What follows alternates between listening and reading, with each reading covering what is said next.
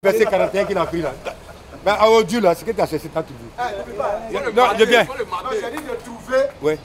Tu as dit El Shaddai, El-O là, El-A-A. Non, je viens d'abord. Trouver El-Homme. Je viens. Calme-toi. Dieu prend la forme qu'il veut. Dieu là, il prend la forme qu'il veut. Viens te prouver ça. Est-ce que ça là, c'est un problème? Il n'est pas limité. D'accord. Dieu n'est pas limité. Il prend la forme qu'il veut. Tu as quel problème? Dieu a dit encore que tu mens. Mon ami, ne te presse même pas même. Dieu prend la forme qu'il veut. Il prend la forme qu'il veut. Il a quel problème à toi? C'est toi qui peux prendre la forme que tu veux. On prend Matthieu 22, verset 41. Non, je viens, il vient même. Matthieu 22, verset 41. Verset, il a pris là. On va revenir sur les mêmes versets. Merci. Matthieu 22, verset 41. Prends. Matthieu 22, verset 41. Voilà. Comme les pharisiens étaient assemblés. Comme les pharisiens étaient assemblés. Jésus les interrogea. Jésus les interrogea. En disant. Que pensez-vous du Christ?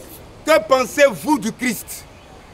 De qui est-il fils? De qui est-il fils? Que pensez-vous du Christ? Et de qui est-il fils? Il lui répondit. De David. De David. Elle comprend un peu. Quand on dit tu es fils de David, là, ça veut dire que David l'a mis, c'est David qui l'a mis au monde. Non, je viens. Quand on dit de qui est-il fils? Est-ce c'est David? Non, il continue. Est-ce que quand on dit est-il fils, est-ce que c'est David qui l'a mis au monde directement? Et Jésus l'a dit. Comment donc David, oui, animé par l'esprit, l'appelle-t-il Seigneur? David, comment David, animé par l'esprit, l'appelle? Donc ça veut dire quand on dit fils de David, ça veut dire que ça n'a pas le sens que toi tu penses. Voilà. Je ne sais pas si vous comprenez. Est-ce qu'il peut se calmer pour écouter ce monsieur-là? Les choses sont claires. Il faut reprendre la lecture. Je reviens sur ces versets. Hein. Parce que c'est ce qu'il a expliqué tout de suite. Il a dit qu'il y a ce qu'on appelle le langage de rue. Moi, si je rentre dans la rue, que les gens sont pas le langage, qu'ils ne maîtrisent pas, je ne peux pas rentrer dedans. Est-ce que vous comprenez un peu? Il dit comment se fait-il que s'il est fils de David, comment se fait-il que David l'appelle Seigneur?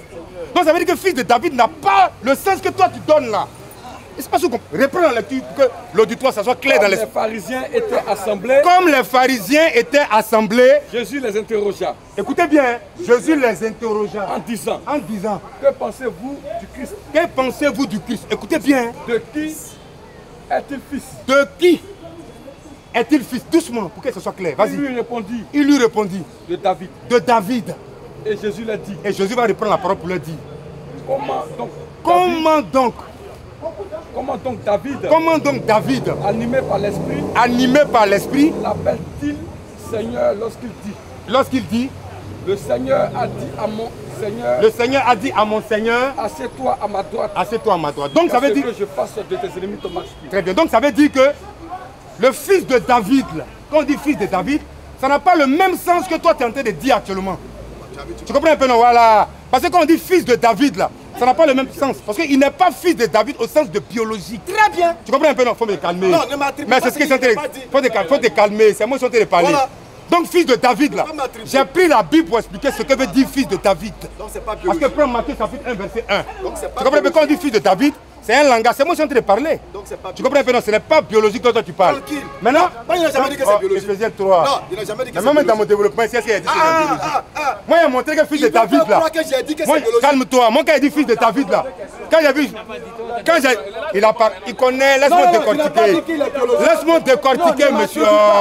Laisse-moi décortiquer. Quand moi j'ai dit fils de David, là, quand moi j'ai dit fils de David, j'ai pris la Bible.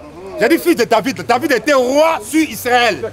Donc lui, il sera roi au millénium. C'est la raison pour laquelle la Bible l'appelle fils de David.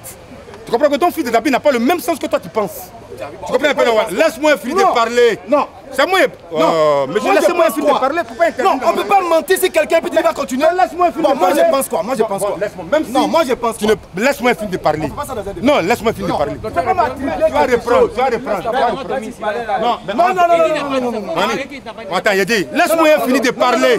Je n'ai pas dit comme toi tu penses. Non, il faut laisser finir de parler. Moi je pense quoi? Bon, attends, laisse-moi finir de parler. Non, explique ma pensée. Tu parlais là, il était assis là. Non, tu sais que ce qu'il dit là, c'est pas normal. Non, c'est pas normal. On fait pas ça dans un débat. C'est pas normal. On fait pas ça dans un débat. Non, c'est pas faut pas dire comme toi tu le penses. Alors que je n'ai rien dit. Non, mais le mensonge serait déjà parti. Donc tu l'arrêtes, on corrige et puis on avance. Viens. Éphésiens 3, verset 19 à 21. Voilà, avançons. Éphésiens 3, verset pour dire que c'est du mensonge, de contre vérité, il est venu d'ici. Tu comprends un peu? Quand on dit fils de David, ça n'a rien à voir. Tu comprends un peu? Non, voilà. Maintenant, allons-y dans Éphésiens 3, 19 à 21. Éphésiens 3, en ce qui concerne le baptême du Saint-Esprit. Parce que j'ai dit tout à l'heure que le jour de la Pentecôte, ils ont reçu une puissance. Et la puissance qu'ils ont reçue là, chacun a reçu une petite portion. Il dit, moi, il ment. Tu comprends un peu? Non, voilà. Parce qu'il a montré un verset où on a dit jusqu'à ce que. Or, jusqu'à ce que, c'est un complément circonstanciel. Non, il va l'expliquer, il va comprendre. Il va comprendre. De temps. On dit jusqu'à ce que. Complément circonstanciel de temps. Le temps n'est pas encore propice. Jusqu'à ce que. Non, en fait, non, je viens. On revient sur ces versets. Non, il a besoin d'être corrigé. Parce que, il a besoin d'être corrigé. Attends, Éphésiens 3, 29 à 21. Éphésiens 3. Écoutez bien. Éphésiens 3, écoutez. Écoutez. En ce qui concerne la plénitude et les petites portions. Écoutez. Non, après, il y a les... Écoutez. Éphésiens 3, 19 à 21. Éphésiens 3, 19 à 21. Éphésiens 3, 19 à 21. En ce qui concerne la plénitude et la petite portion que les apôtres ont reçue. Allons-y. Et connaître l'amour de Christ. Et connaître l'amour de Christ. Qui surpasse toute connaissance. Qui surpasse toute connaissance. En sorte que vous soyez remplis jusqu'à toute la plénitude de Dieu. Afin que vous soyez remplis jusqu'à. Est-ce qu'il n'y a pas le jusqu'à qui est là? Jusqu'à. Donc le jusqu'à l'attrape. Jusqu'à. On dit jusqu'à. Donc c'est un complément circonstanciel de temps. Ils n'ont pas encore tout. Jusqu'à. Il y aura un temps. Jusqu'à. Il aura un temps. Monsieur, ne mentez pas aux gens. Ne mentez pas aux gens. Quand on vous attrape sur les trucs là. Quand on vous attrape sur les trucs là. Ne mentez pas aux gens. Non, finissez. Dieu merci que le frère. Finissez. Ne mentez pas aux gens. Tu as dit que nos gars, ils avaient la plénitude. Laissez-le terminer. Vas-y, oui, il faut terminer. Non, laisse-le. Ne le filme pas, viens. Vas-y, il va t'aider. Ne le filme pas. Quand tu viens dans le village des gens, tu fais parler dedans. Puis tu viens payer, faire parler dans le village des gens. On te dit jusqu'à ce que tu veux discuter sur ça. Et quand tu as reçu la plénitude et connaître l'amour de Christ. Il surpasse toute connaissance. Écoutez le français, hein. Écoutez bien le français. Qui surpasse toute connaissance. En sorte que vous soyez remplis. Vous soyez remplis jusqu'à toute la. Jusqu'à. Complément. En sorte que vous soyez remplis jusqu'à toute la plénitude de Dieu. Toute la plénitude de Dieu. Donc ça veut dire qu'ils n'avaient pas toute la plénitude de Dieu. Il y a un temps. Donc c'est un mensonge, il est venu dire ici. C'est comme l'histoire de Marie là. Marie n'a pas connu son... C'est comme l'histoire de Marie. Attends, prends l'histoire de Marie. Matthieu chapitre 1. Prends l'histoire de Marie. Marie n'a pas connu jusqu'à ce que... On prend le jusqu'à ce que de Marie. Attends, comme il le dit, il va revenir là. Prends Matthieu chapitre 1, verset 5. On explique le mot jusqu'à encore avec l'histoire de Marie et de Joseph. Comme il veut venir, il veut venir amplifier son mensonge là. Hein? Il veut venir amplifier son mensonge. Prends l'histoire de Marie. Matthieu chapitre 1, verset 5. Dans notre village, notre livre. Va voir aujourd'hui là. Matthieu chapitre 1, verset 21. Il ne l'a connu point. Mais il ne l'a connu point. Jusqu'à ce qu'elle eut enfanté un fils. Mais même jusqu'à ne revient pas ici. Toi, tu es qui pour expliquer le français de jusqu'à? Elle comprend un peu. On te montre que jusqu'à c'est un complément circonstanciel de temps. Il y a eu un temps où on n'a pas connu jusqu'à ce qu'elle connaisse maintenant pour avoir des enfants. Mais pourquoi lui il est en train de faire des trucs comme ça? Pourquoi il fait ça même? Pourquoi lui il fait? Pourquoi lui? Ou bien il veut parler pour que le monde, les gens ont qu'à savoir qu'il parle. C'est pas comme ça. Moi, il ne fait pas de débat sur le Coran. Parce qu'il sait qu'il ne connaît pas le Coran. Mais toi, tu veux venir dans la Bible que moi, je lis. Là. Je prie. Et puis toi-même, tu veux venir me montrer que moi, aussi dans le là. Pourquoi? Pourquoi lui fait ça même? Le jusqu'à ce que, là, si tu n'as pas compris jusqu'à ce que, moi, il ne sait pas pourquoi on discute maintenant. Maintenant, on continue. Luc chapitre 13, verset 16, 13 à 16. Luc chapitre 13, verset 16 à 13. Ton mensonge que tu es venu dire ici, là, tu vas le corriger. Comment le jusqu'à ce que, toi tu ne sais pas que jusqu'à ce que là, Luc 13, verset 13 à 16. Et puis on va rebondir maintenant sur la question maintenant qu'il va poser. Luc 13, 13 à 16. Ouais. Et il lui imposa les mains. Et il imposa les mains. À l'instant. Elle se dressa. Oui. Et glorifia Dieu. Oui. Mais le chef de la synagogue, indigné de ce que Jésus avait opéré cette guérison, oui, un jour de sabbat, oui, dit à la foule, il y a 6 jours pour travailler. Oui. Venez donc vous faire guérir ces jours-là, oui, et non pas le jour du sabbat. Oui. Hypocrite, lui répondit le Seigneur. Oui, vas-y. Est-ce que chacun de vous, le jour du sabbat, ne détache pas de la crèche son bœuf, oui, ou son âne, jusqu'à 16 ans, oui, pour le mener boire? Et c'est Matthieu. Matthieu 13, pardon, excusez-moi, Matthieu 13. Matthieu 16. Matthieu combien? Matthieu 16, 13 à 16, pardon, excusez-moi. Matthieu l'a pris. C'est Matthieu l'a pris. Matthieu combien? Matthieu 16. Excuse-moi, c'est Matthieu combien? Matthieu 16, excuse-moi. Matthieu 16, 13 à 16, vas-y. Matthieu 16. Le verset là, Matthieu. C'est Luc 13, non? C'est Matthieu, c'est Matthieu. C'est Matthieu 13. C'est ce qu'elle a dit, c'est Matthieu, il faut dire. Ouais, Matthieu, combien? Matthieu 16. Ouais, Matthieu 16, vas-y. Matthieu 16. Non, c'est Luc 13 après. 16 à 16. Ça, c'est Christ et puis autre. Maintenant, le Matthieu 22. Il a pris Luc 13, Luc 13, pardon. Il a pris Luc 13 à 16. Il a pris Luc 13. Il dit lisez pour que je comprenne de quoi il Matthieu, s'agit. chapitre 16. Verset 13 à 16. Matthieu combien? 16. 13 à 16. D'accord, merci. 16 d'abord. Matthieu 16, 13 à 16. C'est Luc à Non. Ça t'a pas mis Matthieu si tu dis Matthieu. C'est Luc. Alors, qu'est-ce qui est écrit là-bas? Est-ce que chacun de vous, le jour du sabbat, ne détache pas de la crèche son bœuf ou son âne pour le mener boire? Et cette femme, Voilà, une fille d'Abraham. et cette femme C'est ça. qui est une fille d'Abraham Voilà, c'est ça, ouais, vas-y. et que Satan tenait liée depuis 18 ans, ne fallait-il pas la délivrer de cette même chaîne le jour du sabbat? Très bien. Donc ici, il fille est question de la fille d'Abraham. Tu comprends un peu? Il demande le sens de la fille d'Abraham. Quand on parle de fille d'Abraham, ça veut dire qu'ils descendent de la même tribu. Tu comprends un peu? Voilà, ça n'a rien à voir avec le fils d'Abraham. Voilà, une fille d'Abraham là, ça veut dire qu'ils descendent de la même tribu. Parce qu'Abraham est celui-là par qui était patriarche. Tu comprends un peu? Abraham était patriarche. Laisse-moi finir de parler, mon ami. J'aime pas comment. Laisse-moi finir de parler, mon ami. Depuis qu'Abraham a tribu. Elle descend d'Abraham. Écoute bien le français. Quand on dit elle descend d'Abraham là, écoute bien. Abraham là, écoute, faut écouter le français. Depuis qu'Abraham a tribu. Mon ami, calme-toi, calme-toi. Mais regardez, on a dit parler. Elle descend d'Abraham. Depuis qu'Abraham a Faut te calmer, calme-toi et te parler. Donne-nous la tribu d'Abraham. Abraham a mis, écoute-moi bien. Faut écouter. Mon ami, quand on fait un débat, quand il voit qu'il s'avoue vaincu, calme-toi, on finit de parler, tu apprends la règle, tu apprends ici. Je suis en train de te parler de quelque chose. Quand on dit les fils d'Abraham, elle est fille d'Abraham. Les apôtres, est-ce qu'ils ne disent pas qu'ils sont fils d'Abraham? Hein? Est-ce que les gens ne disent pas qu'ils sont fils d'Abraham? Je t'explique le sens dans lequel la parole de Dieu là, il y a ce qu'on appelle le domaine de la révélation, il y a ce qu'on appelle la lettre. Il faut que je t'explique ça pour que tu comprennes. Quand on dit fille d'Abraham là, Abraham a mis Ésaü et Jacob au monde. Abraham c'est un patriarche. Abraham a mis Isaac. Il faut écouter. Abraham a mis qui au monde? Abraham a mis Ismaël et Isaac au monde. Elle comprend un peu. Isaac a mis Ésaü et Jacob. Jacob a mis les 12 patriarches. Et les 12 patriarches maintenant qui ont mis les 12 tribus. Elle comprend un peu. Maintenant, les 12 tribus là, c'est eux maintenant qui ont constitué tout Israël. Elle comprend. Donc, les juifs là, quand on les voyait, on les appelait les fils d'Abraham et les filles d'Abraham. Dans quel sens? C'est parce que c'est Abraham, c'est pas Abraham que tout a commencé. Elle comprend un peu. C'est pourquoi quand on les voit, on les appelle fils d'Abraham. C'est pas. Oh, calme-toi, mon ami. Calme-toi. Mais il vient de se corriger tout de suite. Il a changé son langage. Mon ami. Après mon intervention, il a changé son langage. Il fallait te calmer, tu allais venir. Quelle est la tribu d'Abraham? Tu dis fille d'Abraham, veut dire quelle est la tribu d'Abraham? Mon ami. Quelle est la tribu d'Abraham? Je suis en train de parler. C'est un mensonge. Je suis en train de parler. S'il y a pas Mettez ça sur là-bas. Écoute-moi, l'explication qu'il a donnée, c'est pas clair. J'ai dit les patriarches. J'ai dit, faut écouter ce que c'est en train de dire. Je répète encore. Je répète encore. En fait, le problème, c'est quoi? J'explique fille d'Abraham. Ça veut dire quoi? Tu comprends un peu, non? J'explique fille d'Abraham. Ils descendent d'Abraham. Maintenant, je montre les preuves. J'ai dit qu'Abraham, là, il a mis Ismaël et Isaac au monde. Isaac, il a mis Ésaü et Jacob. Jacob a mis les 12 patriarches et c'est eux qui ont mis les 12 tribus. Donc, tous ceux qui venaient d'eux, là, on les appelait les enfants d'Abraham. Tu comprends un peu, non? Voilà, les filles et les filles d'Abraham. Pourquoi? Parce qu'ils descendent d'Abraham.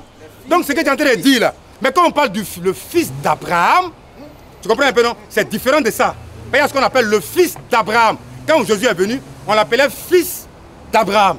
Tu comprends un peu? Dans quel sens maintenant on l'appelle fils d'Abraham, fils de David? Parce que les fils, laisse-moi finir de parler. Les fils d'Abraham, on ne les appelait pas tous fils de David, fils d'Abraham, on ne les appelait pas tous comme ça. Mais lui seul, on l'appelait fils d'Abraham, fils de David, fils de temps, lui. Donc quand on parle de fils d'Abraham en relation avec Jésus-Christ, Matthieu chapitre 1, 23. Matthieu chapitre 1, 1. Généalogie de Jésus-Christ. Généalogie de Jésus-Christ. Fils de David. Fils de David. Fils d'Abraham. Reprends encore. Généalogie de Jésus-Christ. Ça veut dire quoi? Fils de David. Fils de David. Ça ne veut pas dire qu'il a deux papas. Je me suis efforcé de le faire comprendre à ce monsieur, mais je pense qu'il fait la sourde oreille. Je me suis efforcé de faire comprendre à ce monsieur. Le débat là, ce débat là n'a pas raison d'être. Parce que je me suis efforcé pour dire, regarde, les fils là, calme-toi, on va t'aider. Tu comprends? Ce n'est pas une question de musulmans chrétiens. Ce n'est pas ça. Moi, je ne fais pas musulman chrétien. Je n'ai pas ce temps-là. Je te montre que dans un livre, là, il y a un langage qui est utilisé. Il y a des paraboles, il y a des symboles, il y a trop de choses. Tu l'as montré, non? Il veut le verset où a fils d'Abraham là. Il a dit de lui montrer le fils d'Abraham, il a vu. Il a montré? Non, j'ai montré. Ah, d'accord. Ok, d'accord. Donc, je vais terminer. Il dit, le monsieur t'a dit. Avançons, oui, avançons. Il faut parler sérieusement. Avançons. Voilà, donc, je suis en train de te montrer. Quand on dit fils d'Abraham, fils de David, je me suis efforcé pour que tu comprennes. Tu comprends un peu, non? Qu'il y a plusieurs attributs. Il y a plusieurs attributs, plusieurs manifestations. Il se manifeste comme étant le fils d'Abraham, qui vient de l'hériter de la promesse. Il répète encore, je reviens. Il se manifeste comme le fils de David, qui a un rapport avec lui en tant que roi au millénium. Il se manifeste en tant que fils de l'homme, qui veut dire le prophète. Il se manifeste en tant que fils de Dieu, qui veut dire sauveur. Je prends le temps de t'expliquer, pour te montrer que la manière dont tu as pris la route, c'est perdu. Il faut croire correctement les Écritures. Je prends Elohim. J'ai dit en Elohim, là, se trouvent plusieurs attributs en Elohim. Tu comprends un peu? Elohim veut dire Dieu. Il y a plusieurs attributs. Il est créateur, il est conservateur, il est roi, il est juge. Tout ça se trouve en Elohim. Tu comprends un peu? Et il prend la forme qu'il veut. Il a prédit dans Ésaïe 9.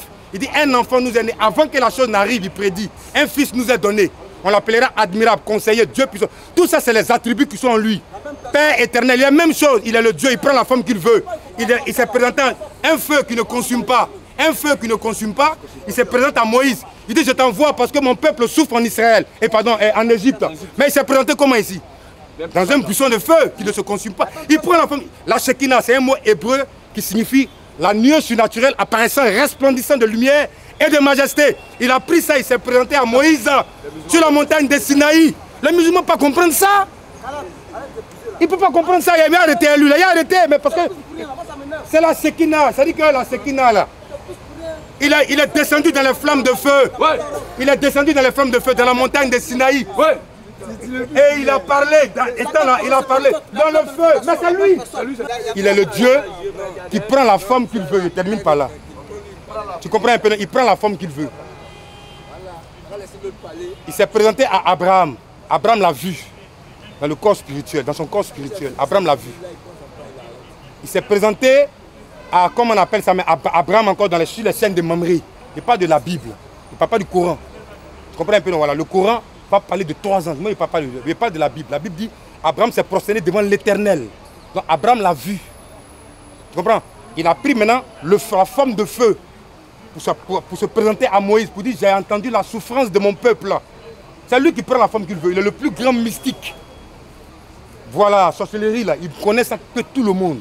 Il a pris la forme de feu et puis il a dit à Moïse, je t'envoie parce que mon peuple souffre en Égypte. Il faut aller les délivrer, mais il a pris la forme de feu. Il est descendu dans les flammes de feu. C'est lui qui fait ça, c'est lui qui se rend visible comme ça. Pour donner la loi avec des coups de tonnerre, des voix et des éclairs. Exode chapitre 20. Il a dit à Moïse dans Exode 19, je viens à toi dans une épaisse nuée. C'est lui qui est là. C'est lui qui vient à toi dans une épaisse nuée. Il y a Ézéchiel qui va le voir assis sur son trône. Ézéchiel dit, j'ai vu quelqu'un qui avait l'aspect de l'homme. C'est l'homme parfait. Vous savez quel problème est lui? C'est notre Bible qui nous présente comme ça. C'est pas votre Coran. C'est notre Bible. Il dit, je l'ai vu, il était assis. Il dit, j'ai vu quelqu'un assis. Et l'armée des cieux était autour de lui. Il dit, j'ai vu l'homme. Ça, c'est Ézéchiel qui le dit. Il était enveloppé de la Shekinah. Cette même Shekinah-là est descendue quand Jésus est né dans Luc chapitre 2. La même Shekinah qui était là-bas. Là. Cette même Shekinah, on appelle ça la gloire du Seigneur. Quand Jésus est né, la Bible dit que la gloire du Seigneur est descendue là.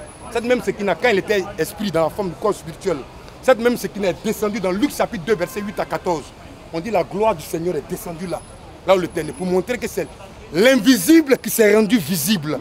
Et il devient un homme. Quand Dieu devient un homme, mystère des mystères, l'humanité ne peut pas comprendre ça. Que Dieu vous bénisse tous. Voilà. Alors, encore une fois, il n'a pas encore répondu à mes questions.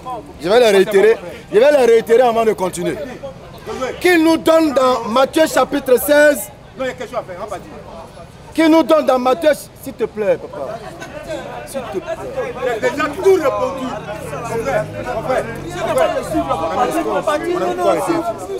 Laisse-moi parler, tu appelles là-bas. Laisse-moi parler, mais pas partir. Faut partir, tu ne peux pas lui interdire. Tu ne peux pas l'interdire de filmer. Non, puisque... tu pars? Non, non, je suis là. Ah donc tu restes, laisse-moi parler. Je peux parler. Laissez-moi parler. Alors, Matthieu chapitre 16. On parle de politique là-bas. S'il te plaît, non, laisse-le. Lui, je le comprends. Je le comprends. Matthieu chapitre 16, le verset 15 à 16, vous avez vu le frère. Je lui ai demandé qu'il nous donne le sens de Christ, qu'il nous donne le sens de fils. Il a tourné, ça fait 3 fois qu'il répète cette question. Il n'a pas encore répondu. Parce que Pierre a bouclé le débat de la divinité. Il y avait ce débat, on dit, bah, attends, les gens discutaient, Jésus même, il dit, vous là-haut, vous dites que je suis qui? Vous mangez avec moi, vous dormez avec moi, vous marchez avec moi. Vous là, je suis qui? Pierre dit, tu es le Christ, le Fils du Dieu vivant. Et Jésus dit, Pierre, ce n'est ni la chair, ce n'est ni le sang qui t'ont révélé cela, mais c'est Dieu lui-même qui te l'a révélé. On te demande, Christ veut dire quoi? Fils de Dieu veut dire quoi? Tout à l'heure, il a essayé d'expliquer.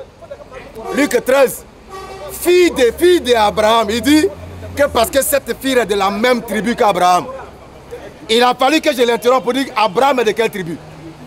Parce qu'il a menti.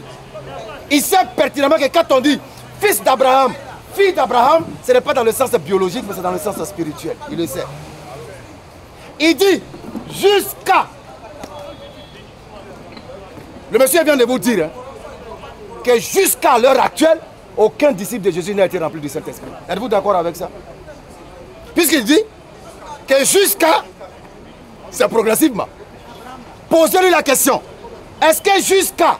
Ont-ils été remplis ou pas? Ou bien ils ne sont pas encore remplis du Saint-Esprit? C'est pourquoi je vous disais tantôt, ne riez pas, taisez-vous. Vous expliquez quelque chose que vous ne comprenez pas. Le jusqu'à est déjà fini. Ils ont été... Quand il dit Joseph ne l'a pas connu jusqu'à ce que... Ah, donc ça veut dire que jusqu'à présent, Joseph n'a pas encore connu Marie. Hein? Allez-y. Allez-y. Est-ce que il était déjà... Il avait déjà connu? Non, pas encore. C'est pourquoi il ne faut pas t'attarder sur le... Est-ce qu'il l'avait connu? Non. La compréhension du texte ici, là. Est-ce qu'il la connaîtra? Oui. Est-ce qu'ils seront remplis dans la plénitude de la divinité? Oui. Est-ce que quand ils sont remplis de la plénitude de la divinité, ils sont Dieu? Est-ce qu'ils sont Dieu? Au fait, tu t'es posé la mauvaise question. La question ici, c'est de savoir jusqu'à... Est-ce qu'ils l'ont été ou pas?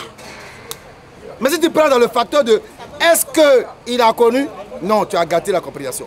Jusqu'à ce qu'elle ait eu un enfant. C'est déjà bouclé. Ce qu'on lit là, c'est du passé. C'est sûr. Nous sommes en train de lire du passé. Donc quand tu vas prendre jusqu'à pour dire jusqu'à n'est pas encore arrivé, ok, on a compris. Ah non, c'est pas arrivé. Donc tu confirmes que c'est arrivé, non? Ça dit que c'est déjà passé, non?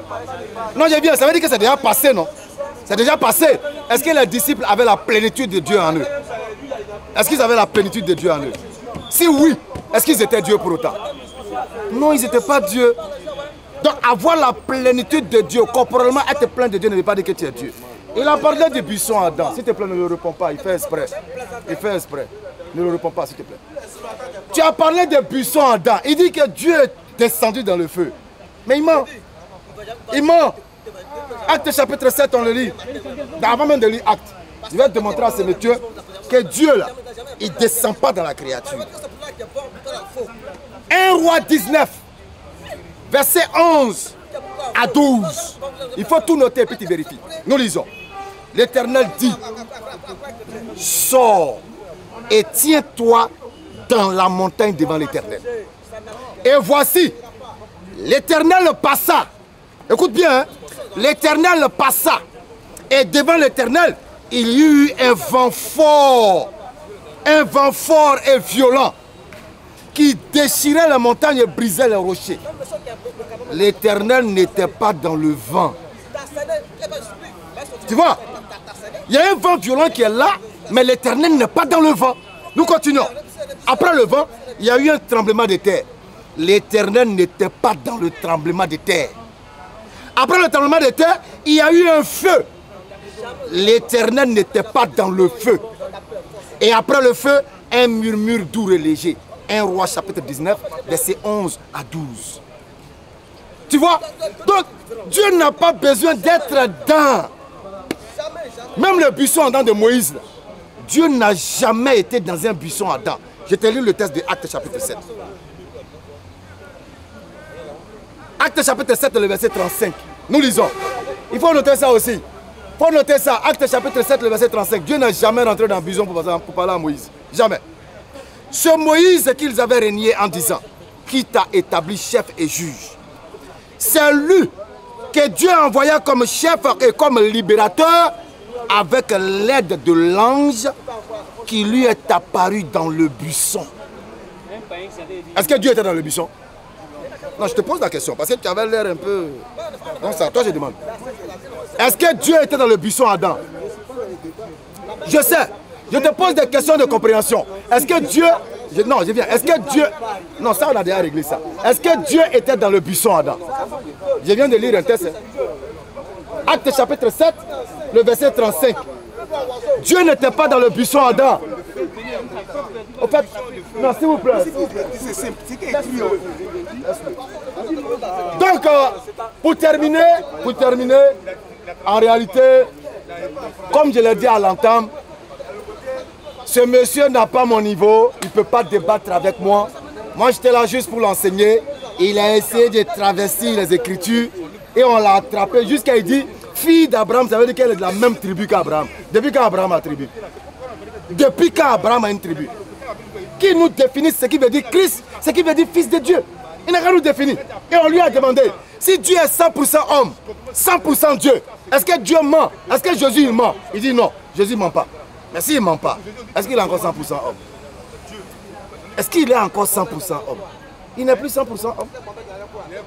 Maintenant, s'il est 100% Dieu, nous savons pertinemment que Dieu, dans sa plénitude, ne peut pas mourir. Donc s'il est 100% Dieu, est-ce que qui est mort sur la croix? Qui est mort sur la croix? S'il est 100% Dieu, qui est mort sur la croix alors que nous savons que Dieu ne meurt pas? S'il est 100% homme, est-ce que Jésus ment? Vous dites non. Est-ce qu'un homme peut ne pas mentir? Vous dites non. Mais vous dites qu'il est 100% homme. Prenez-nous au sérieux à un moment donné. Alors, tous ceux qui recevront cette vidéo, débarrassez-vous de la passion, de l'émotion, des partis pris. Écoutez avec réflexion, méditation et analyse et tirez une conclusion saine. Posez-vous les bonnes questions. Loin de toute émotion, posez-vous les bonnes questions. Dieu est 100% homme, il est 100% Dieu. Est-ce que 100% homme, il peut mentir? S'il ne peut pas mentir, c'est qu'il n'est plus 100% homme. Est-ce que 100% Dieu, il peut mourir? Non. S'il ne peut pas mourir 100% Dieu, c'est qu'il n'est plus. S'il peut mourir 100% Dieu, c'est qu'il n'est plus 100% Dieu. Tant qu'il y a 1% qui manque, il n'est plus 100%. Sur ce, merci beaucoup. Assalamu alaikum wa rahmatullahi wa barakatuh.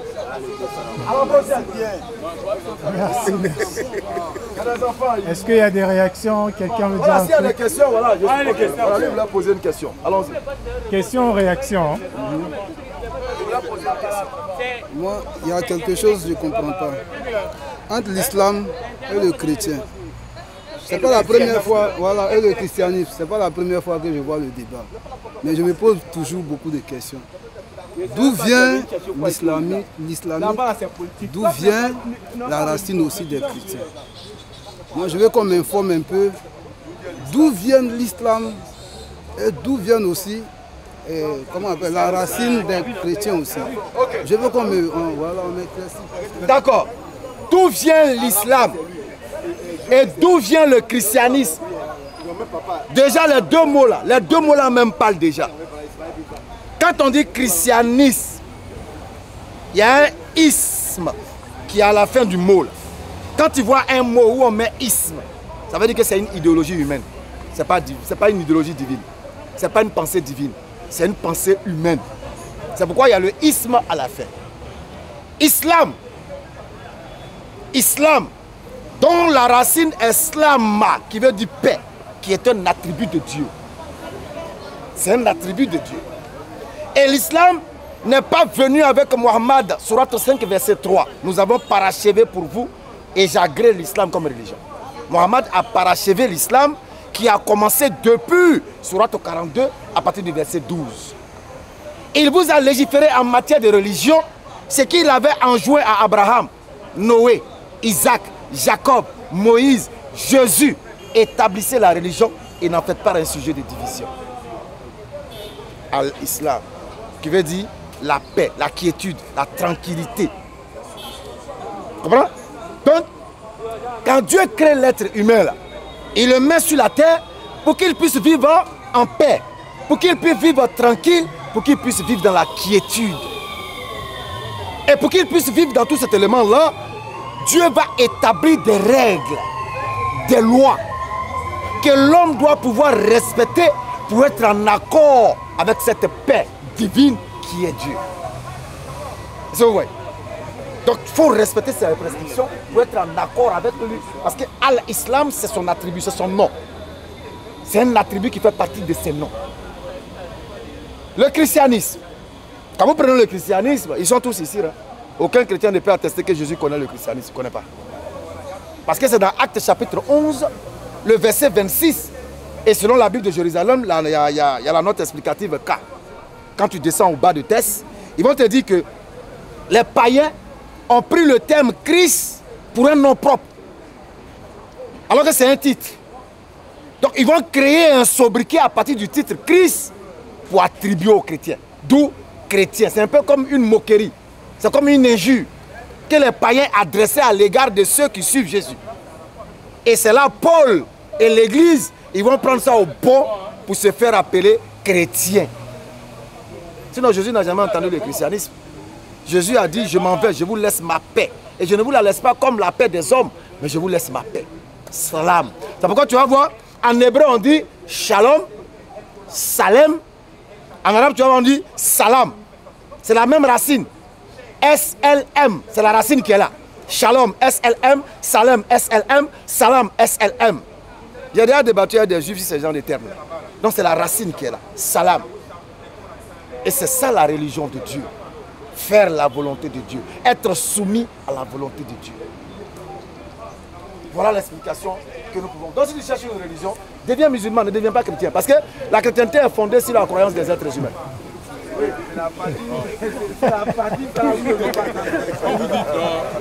quand vous dites non, Jésus n'est pas. Quand vous dites Jésus là, c'est pas le. Jésus n'est pas le Fils de Dieu.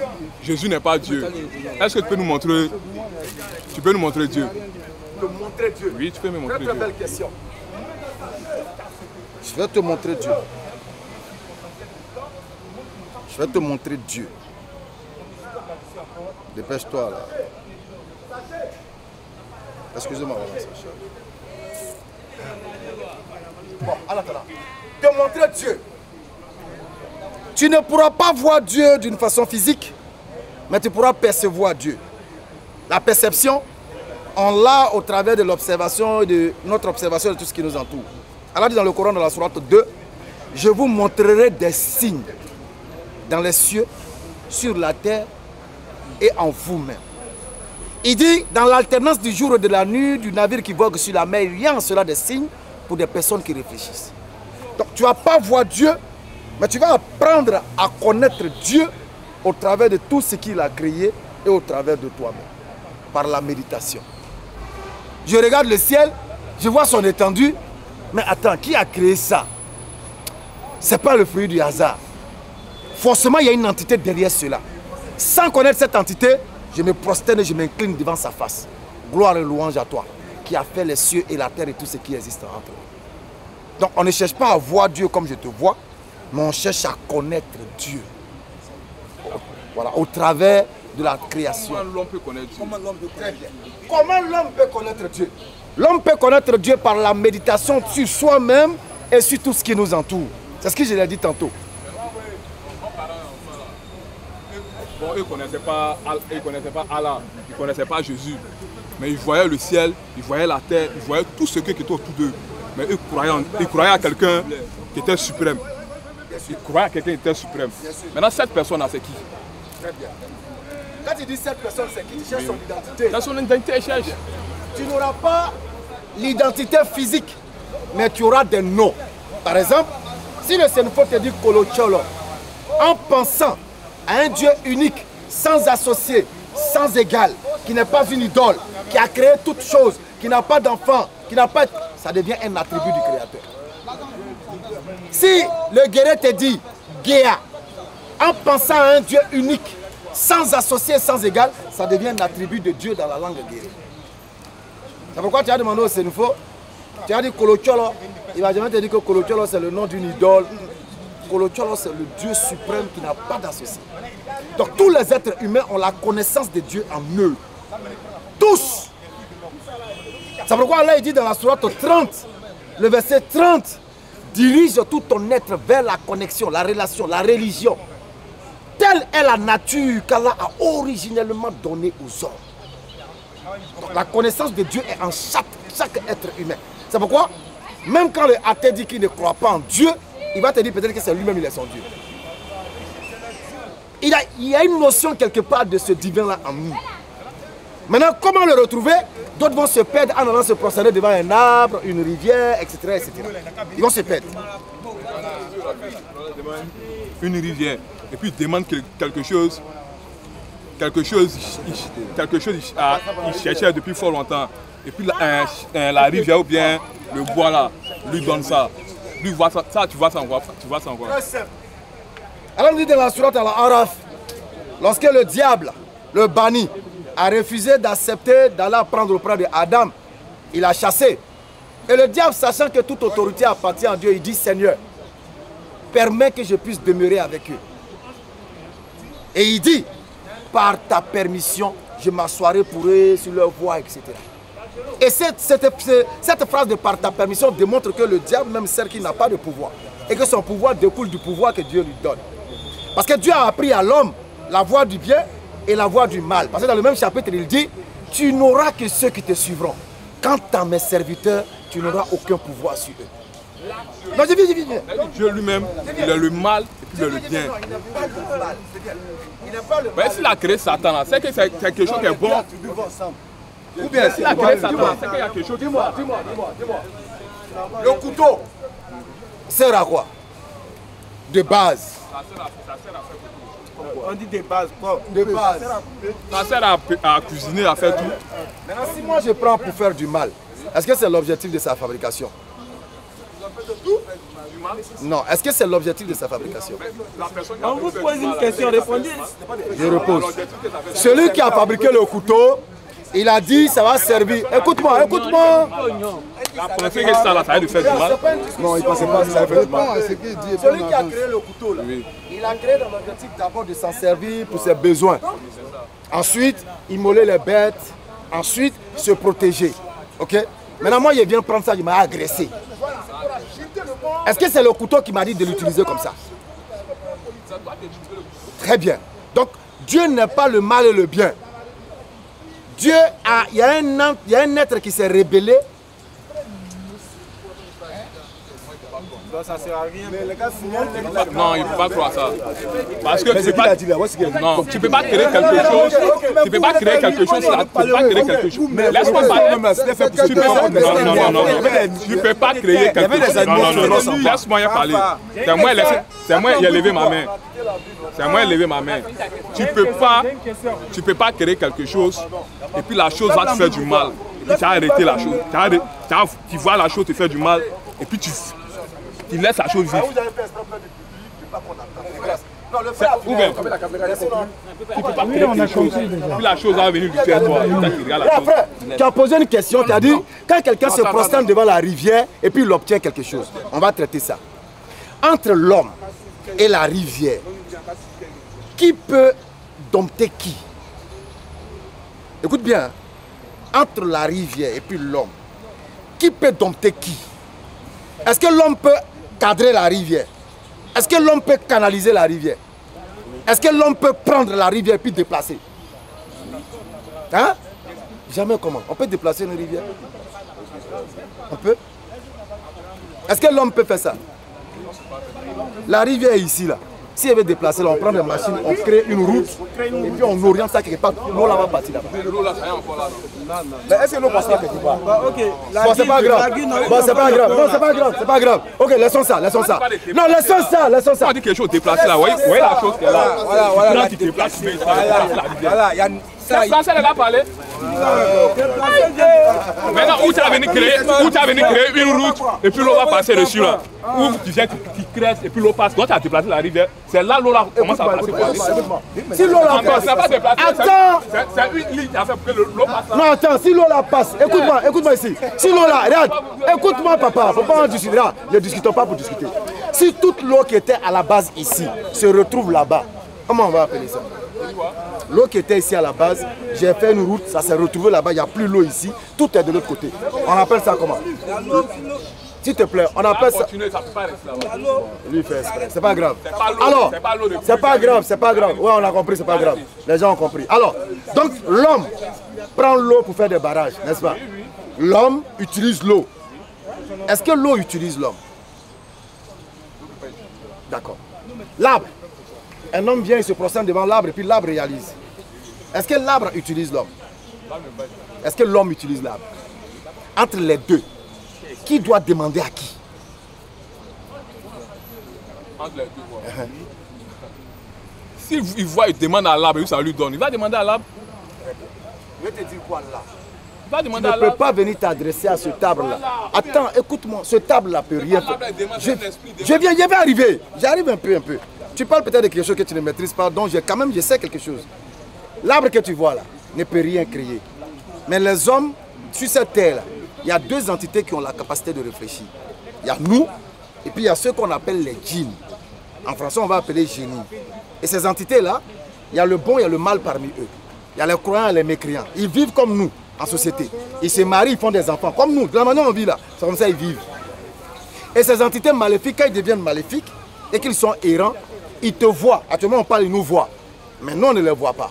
Donc, ils ont un avantage sur nous. Ils peuvent savoir ce que tu penses, ils peuvent savoir ce que tu dis. Donc, ils ont un avantage sur toi. Automatiquement, quand tu vas venir t'arrêter devant ce arbre-là, et puis tu dis, arbre, fais ça là pour moi, fais ça là pour moi, et que lui passe, il entend, il va venir rentrer dans ce arbre-là, et puis il va essayer de te satisfaire. En quoi faisant? Parce que c'est des entités qui ont la capacité de se déplacer dans l'espace-temps dans lequel nous sommes là. Et quitter d'ici à là, ils n'ont pas besoin de marcher. Voilà, ils traversent l'espace-temps. Ok? Donc cet être-là, tout de suite tu as besoin d'argent à la banque, il peut aller prendre et venir te donner, mais c'est des conséquences lourdes. Il y a un gars à Makori qui fait ce qu'on appelle en islam la rokia.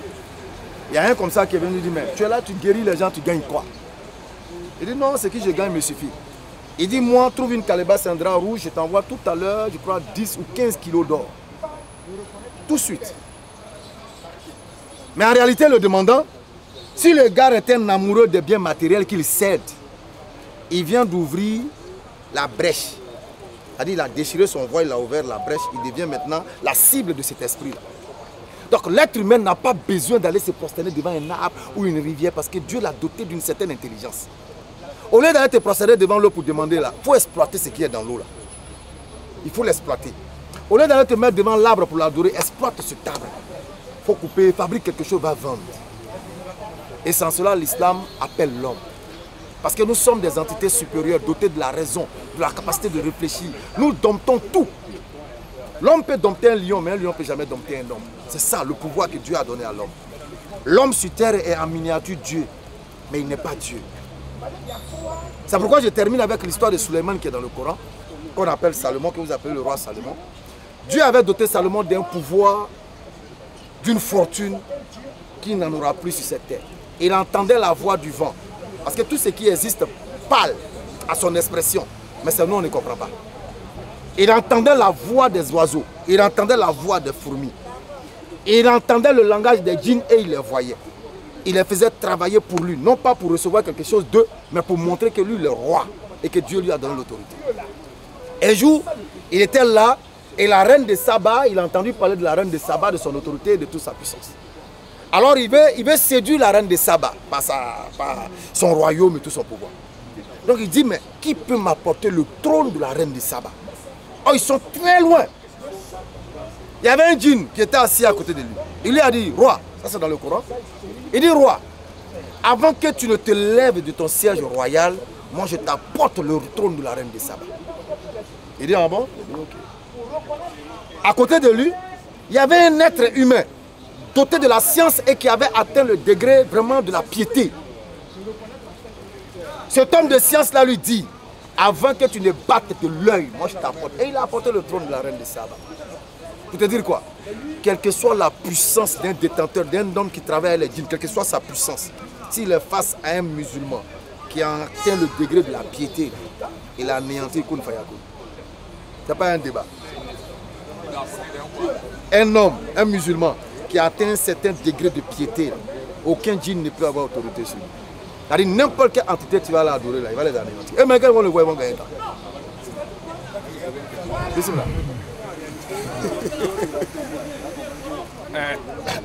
L'islam est venu de qui?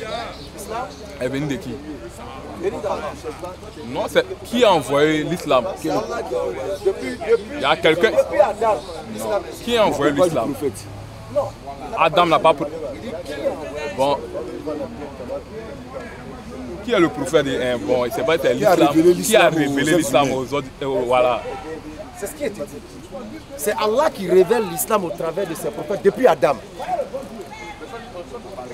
Je sais, je connais ta question, mais je vais te mettre la pause. Mais je suis en train de te répondre, qui a révélé l'islam? En tout cas, Mohammed n'a pas apporté l'islam. Dans le Coran, il y a combien de coutumes? Il y en a plusieurs. D'accord, cite-moi les plusieurs là. Tu peux me citer? Non, tu me cites, au moins tu m'as cité 5 Corans qui ne sont pas dans la Bible. Qui ne sont pas dans la Bible. Non, non, non, non, non, non, non. Qui ne sont pas dans la Bible. Non, non, non, non, non, non, non, non. C'est quelqu'un dans le Coran. Faut pas m'expliquer. Faut pas. Non, non, non, non, non, non, non. Il t'a posé une question. Vous voyez, qui ne sont pas dans la Bible. Qui ne sont pas dans la Bible. Parce que si tu veux, non, non, non, non. Si tu veux m'expliquer, tu as venu me dire non, tu as venu me dire non, Issa, tu as venu me dire non, tu as venu changer non. Ça dit, quand tu dis Issa, c'est pas un autre chrétien. Non, non, non, non, non. Issa, l'Amérique même, tu parles de Issa là. Issa dans la Bible, c'est Jésus. Est-ce que Issa, c'est un chrétien?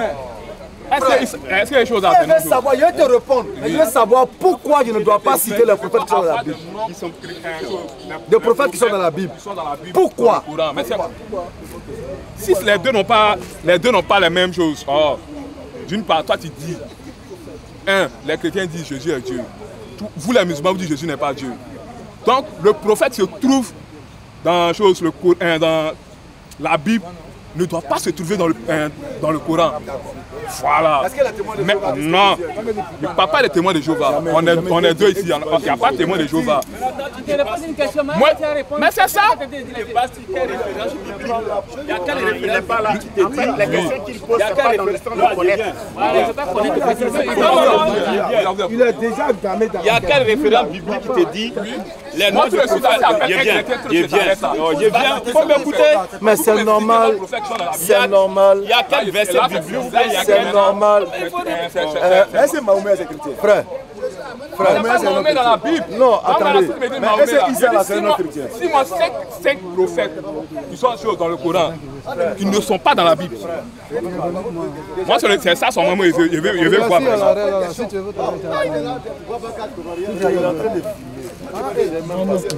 Bien compris. Tu dis de citer des prophètes qui ne sont pas dans la Bible. Très bien. 1. Ta question est mal posée. 2. Que ce soit ceux qui disent être chrétiens ou judaïstes là, se réclament d'une personne. Depuis Adam. Bon, salam alaikum. Moi, c'est la question. Où sont Coran là, puis tu me montres. Merci à la comprise. Bon, si je comprends bien, tu disais tout à l'heure que Jésus-Christ n'est pas fils de Dieu, il n'est pas Dieu. Non, lui, Jésus n'est pas Dieu. N'est-ce pas? C'est ça qu'il n'est pas fils de Dieu. Non, il a dit qu'il n'est pas fils de Dieu. Il n'est pas fils de Dieu, il n'est pas Dieu. Il n'est pas Dieu. Vous lisez bien la Bible. Maintenant, je voulais que tu me dises un Jean. Un Jean parle de qui? Il a dit que avant de lire un Jean, fils de Dieu veut dire quoi? fils de Dieu. Ça veut dire quoi? Bon, si on parle de fils de Dieu, quand on parle de côté biologique, quand on dit peut-être fils de tel, c'est celui qui l'a accouché, n'est-ce pas? Maintenant, quand on parle de côté spirituel, c'est un envoyé, peut-être c'est un de Dieu. Un serviteur. Un serviteur de Dieu. Tu comprends? Donc on est d'accord, non? Oui. Est-ce que dans ce sens-là, tu m'as demandé si Jésus est fils de Dieu, puis j'ai dit non? Non, je t'ai juste posé une question. Bon. Est-ce que j'étais bon, écoute. Je termine. Quand tu dis fils de Dieu là, est-ce que tu le dis parce qu'il est fils de Dieu biologiquement? Est-ce que c'est biologique? C'est ça que je te pose la question. Est-ce que c'est biologique? Oui. C'est biologique? Non, écoute, tu n'as pas compris. La question que moi je te pose, j'ai dit que tu dis que Jésus-Christ est fils de Dieu biologiquement. Il n'est pardon. Comment il veut dire? Jésus-Christ, selon la Bible, quand on dit qu'il est le fils de Dieu, c'est pas biologique. C'est pas biologique. C'est spirituel. Voilà. On est d'accord pour ça. Là. Voilà. Donc si on est d'accord, il n'y a pas de sujet à débattre. Écoute d'abord maintenant. D'accord, allons-y. Pourquoi alors tu refuses de croire que Jésus-Christ est Dieu? Tout simplement. Parce que tu ne peux pas être en même temps fils. C'est-à-dire toi-même tu es le fils, en même temps tu es le père du fils. Qu'est-ce qui veut dire la Trinité? Quoi? Qu'est-ce qui veut dire la Trinité? C'est-à-dire toi en un. Voilà, la 3 en 1. Donc tu ne crois pas ça. D'accord, c'est 3 ça. en 1. On va voir. Tu ne crois pas ça. On va voir.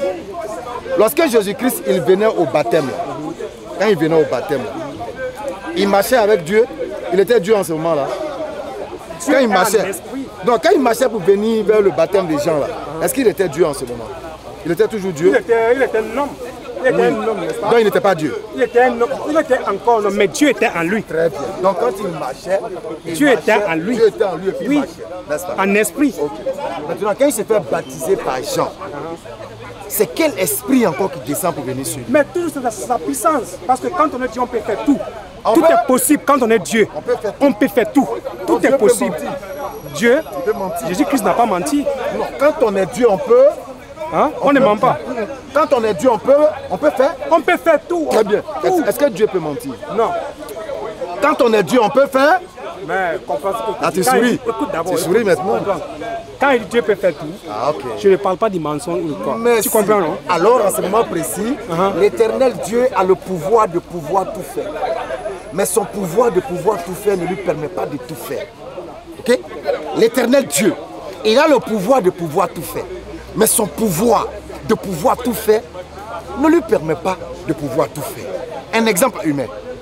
Humainement parlant, le chef de l'État, un président, sur un pays, il a le pouvoir de pouvoir tout faire, non? Un président. Ok. Est-ce que ce pouvoir lui permet que toi et lui, vous vous retrouvez dans un cabaret en train de boire belé, koutoukou, et puis après vous partez coucher une prostituée? Est-ce que son pouvoir lui permet de le faire? Non. Est-ce qu'il ne peut pas le faire? Il peut le faire. Mais qu'est-ce qui l'empêche? Parce qu'il est chef d'État, en fait, il ne va pas faire chose. Tu vois? Oui. Donc, n'attribue pas à Dieu que Dieu peut tout faire. Non, c'est méchant, c'est malsain, c'est mal dit, et c'est pas bon. Comprends? Maintenant, on revient à ton sujet de Père, Fils, Saint-Esprit. Ok, allons-y avec ça. Le Saint-Esprit, il est en Jésus, non? Le Père, il est en Jésus. Le Fils est Jésus. Donc, voilà Jésus avec tout en lui. C'est la Bible qui le dit. Non, j'ai compris, c'est pas toi, c'est la Bible. Donc, voilà Jésus avec tout en lui. Si je gifle Jésus, j'ai giflé qui? Si je gifle Jésus, là, j'ai giflé qui? Dieu est où? Hein? Dieu est où? Mais Dieu, c'est ma Dieu est en nous, l'esprit est en nous. L'esprit est en lui, non? Oui. Quand je le gifle, là, j'ai giflé qui? Tu as giflé l'homme. Ok. L'ambassadeur de la France en Côte d'Ivoire. Quand tu le gifles, tu as giflé qui? Tu as giflé l'ambassadeur. Non. Parce que tu connais le principe. Hein? Toi aussi. Toi aussi. Tu gifles l'ambassadeur, tu as giflé le président. C'est pas un débat. Il voit la vérité. C'est pas un débat. Tu gifles l'ambassadeur, c'est le président, tu as giflé. Est-ce qu'on est d'accord? Oui, ça va, oui, on est d'accord. Je gifle Jésus, j'ai giflé qui? Il a Dieu en lui et tout ça. Tu sais pourquoi tu as giflé Dieu? Tu sais pourquoi tu as du mal à... Tu as giflé Dieu. Non, j'ai compris. Tu sais pourquoi tu as du mal à répondre? Parce qu'il y a une guerre en toi entre ton intelligence et ton désir. Tu désires dire qu'il est Dieu, mais ton intelligence te dit toi aussi. Donc tu luttes avec toi-même. Toi-même tu dis qu'il a giflé Dieu. Okay. Maintenant quand je tue Jésus là, est-ce que j'ai tué Dieu? Parce que c'est lui, hein. Est-ce que j'ai tué Dieu? Bon, quand je comprends bien, en fait, quand je te comprends bien, tu veux parler que... Tu veux dire que si Jésus est Dieu, pourquoi il est mort? Non, je n'ai pas encore dit ça. Non. Quand tu tues Jésus, est-ce que tu as tué Dieu? Non. Voilà. Alors qu'il est quoi? Il est quoi? Non, il est quoi? Il est quoi pour toi? Attends, s'il te plaît, il est quoi pour toi? Attends, je vais t'expliquer. Non, il est quoi d'abord pour toi? Jésus-Christ, il est Dieu. Il est Dieu, non? Oui. Mais quand il le tue, est-ce qu'il a tué Dieu? C'est Dieu qui s'est fait encore humain. Est-ce que j'ai tué Dieu? Tu comprends, non? Est-ce que j'ai tué Dieu? Tu sais pourquoi tu souris? J'aime ton sourire. Oui, tu as tué Dieu. Tu as tué? Dieu. Est-ce que Dieu il meurt? Hein? Est-ce que Dieu il meurt? Il ne meurt pas. Donc j'ai tué qui? Mais là, Jésus-Christ, par exemple, c'est là où tu vas en venir. Je sais là où tu vas en venir. C'est pour ça que je voulais t'expliquer. Frère, je sais là. Écoute d'abord. Je sais là où tu veux en venir. Ne force pas ce qui. Tu veux parler de la mort de Jésus, non? Non, je n'ai pas encore parlé de la mort. Ah. Marie est qui pour Jésus? Marie. Qui a mis Jésus au monde? Bon, c'est l'esprit qui est passé par Marie pour accoucher de Jésus. Saint-Esprit. C'est Marie. Marie est qui pour Jésus? Bon, on peut dire que sa mère. On peut dire que. Oui. Tu vois comme c'est on peut dire sa mère comment? Oui, sa mère, ok. C'est comme moi je viens, je dis à toi, ta maman. Jésus c'est une divinité, c'est pas un Dieu. Tu sais que c'est une injure. Non, parce que la manière, écoute, la manière que Jésus est né et la manière que toi et moi est né, c'est différent. C'est différent, non? Oui. Mais il n'y a rien de différent. Il y a la différence. Je t'explique. Il y a la différence. Je t'explique. Est-ce que quelque chose existe sans la parole de Dieu? Hein? Est-ce que quelque chose existe sans la parole de Dieu? Ça a été fait par la parole de Dieu. Est-ce que Jésus dans le ventre de Marie est la volonté de la parole de Dieu? Le fait que Jésus soit né dans le ventre de Marie. Mais oui, mais c'est ce Donc c'est la volonté de la parole de Dieu. C'est la volonté de Dieu. De la parole de Dieu, oui. N'est-ce pas? Oui. Ok. Est-ce que toi tu as la volonté de la parole de Dieu? Bien sûr. Quelle est la différence entre toi et Jésus? Sur la base de l'essence de ce que nous sommes. Pas de différence. Il n'y a pas de différence. Tu vois? Mais le problème ici c'est quoi? On vous a impliqué quelque chose. C'est que vous devez réfléchir spirituellement. Pourtant, il n'y a pas de réflexion spirituelle sans de base d'intelligence. Tu comprends? Tu ne pourras pas venir trouver quelqu'un qui est fou, qui a perdu la faculté de la raison. Tout. Il ne sait même plus différencier la pourriture de ce qui est sain. Vraiment un vrai fou. Un véritable fou. Tu vas venir lui demander qui est Dieu? Non, tu ne peux pas lui demander. Est-ce que tu vas venir lui dire, dis-moi qui est Dieu spirituellement? Non. Parce que pourquoi on parle de spirituel, il y a une base. Et la base du spirituel, c'est d'abord l'intelligence. La faculté de pouvoir raisonner, la faculté de pouvoir réfléchir. C'est la base du spirituel. Donc vous ne pouvez pas jeter ça et puis dire non, c'est spirituel. C'est spirituel sur la base de quoi? Frère, Jésus n'est pas Dieu. Il n'y a aucun verset de la Bible qui l'étale. Nous, musulmans, nous le reconnaissons comme prophète puissant de Dieu, envoyé aux enfants d'Israël. Nous y croyons. Il a fait tous les miracles. Nous y croyons. Dieu lui a donné le pouvoir de guérir, de ressusciter. Dans le Coran même, de fabriquer un oiseau par la puissance d'Allah. Nous y croyons. Mais malgré tout cela, il ne peut pas être Dieu. Pourquoi aussi à sa réflexion? Là-bas, c'est un autre débat.